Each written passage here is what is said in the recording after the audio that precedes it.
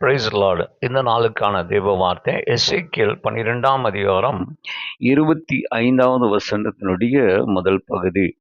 நான் சொல்லும் வார்த்தை நிறைவேறும், இனி தாமதியாது. தேவனுடைய பார்வையிலே தாமதம் என்பது இல்லை. God never postpones. தேவனிடம் தாமதம் என்பது கிடையாது.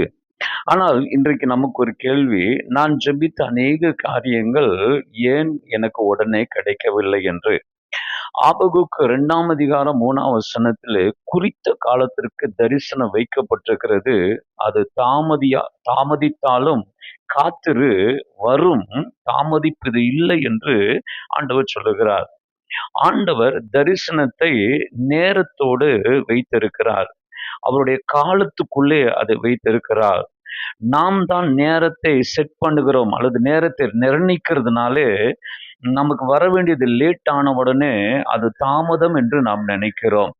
ஏசாயா 46ஆம் அதிகாரம் 13ஆம் வசனத்திலே என் ரட்சிப்பு தாமதிப்பது இல்லை என்று வாசிக்கிறோம். விடுதலை தாமதிப்பது இல்லை என்று வாசிக்கிறோம். மகிமையாக்குவதை தாமதிப்பது இல்லை என்று வாசிக்கிறோம்.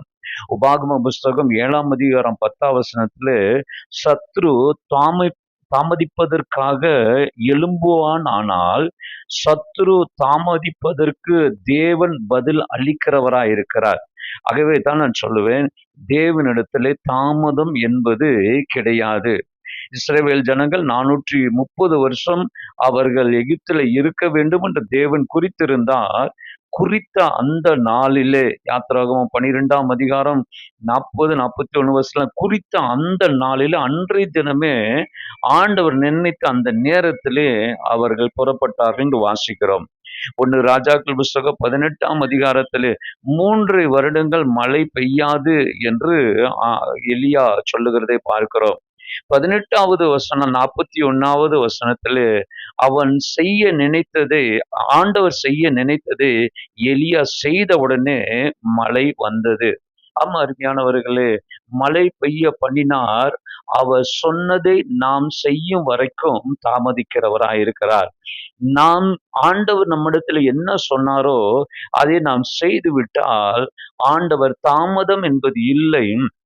தாமதம் என்பது நம் பக்கத்திலே தான் இருக்கிறது. தானியேல் 10ஆம் அதிகாரம் 13ஆம் வசனத்திலே 21 நாள் சத்துரு பதில் தராமல் தாமதம் பண்ணினான். ஏன் இந்த தாமதம் என்றால், ஆண்டவர் பதில் கொடுப்பதிலே தாமதம் இல்லை, அதை டெலிவரி பண்ணுவதிலே தான் தாமதம்.